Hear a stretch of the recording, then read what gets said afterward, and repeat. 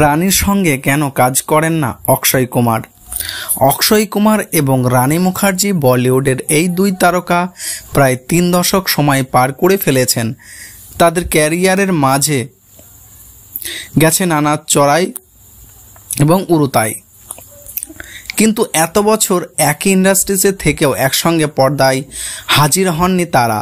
তাই কোনো সিনেমায় অভিনয় করতে দেখা যায়নি অক্ষয় এবং রানীকে। তবে সুযোগের অভাব নয়, এর নেপথ্যে রয়েছে দুই তারকার ঠান্ডা লড়াই।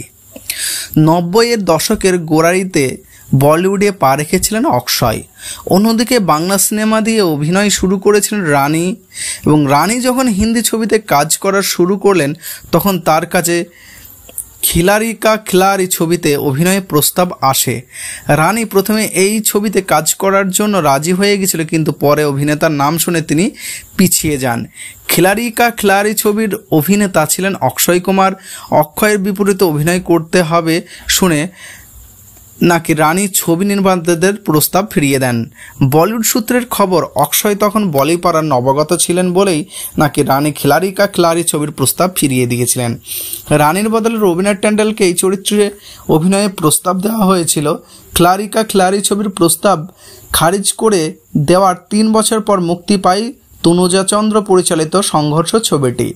এই সিনেমার নায়িকার চরিত্রের জন্য ছবি নির্মাতাদের প্রথম পছন্দ ছিল রানীকেই, কিন্তু রানী যখন জানতে পারে যে তাকে অক্ষয়ের বিপরীতে অভিনয় করতে হবে, তিনি আবার ছবির প্রস্তাব ফিরিয়ে দেন।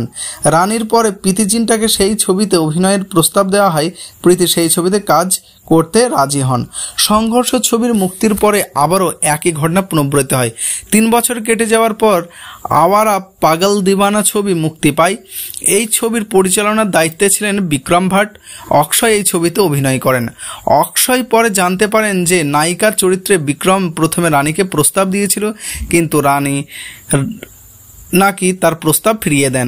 অক্ষয়ের বুঝতে আর দেরি হয়নি, তিনি বুঝে যান যে তার কারণে নাকি রানী এই ছবিতে প্রস্তাব ফিরিয়ে দেন।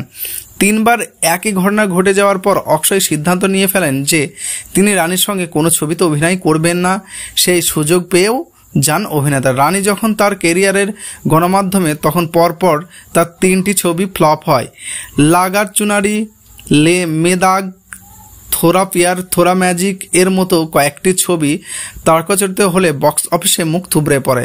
রানীর স্বামী আদিত্য চোপড়া তখন স্ত্রীর ক্যারিয়ারে আবার আগের ছন্দে ফিরিয়ে আনার জন্য ব্যতিব্যস্ত হয়ে পড়েন। আদিত্য তখন নিজেই একটি ছবি তৈরির পরিকল্পনা করেন, কিন্তু সিনেমার নায়ক হিসেবে অক্ষয়কে পছন্দ করছেন আদিত্য। নায়কের কাছে ছবির স্ক্রিপ্ট নিয়ে যাওয়ায় তিনি এবার অক্ষয়ের কাছে সুযোগ আসে। অক্ষয় যখন জানতে পারেন যে ছবির নায়িকা হিসেবে আদিত্য তার স্ত্রী রানীকে বেছে নিয়েছে, সেই মুহূর্তে আদিত্যকে মুখের উপর মানা করিয়ে দেন অভিনেতা।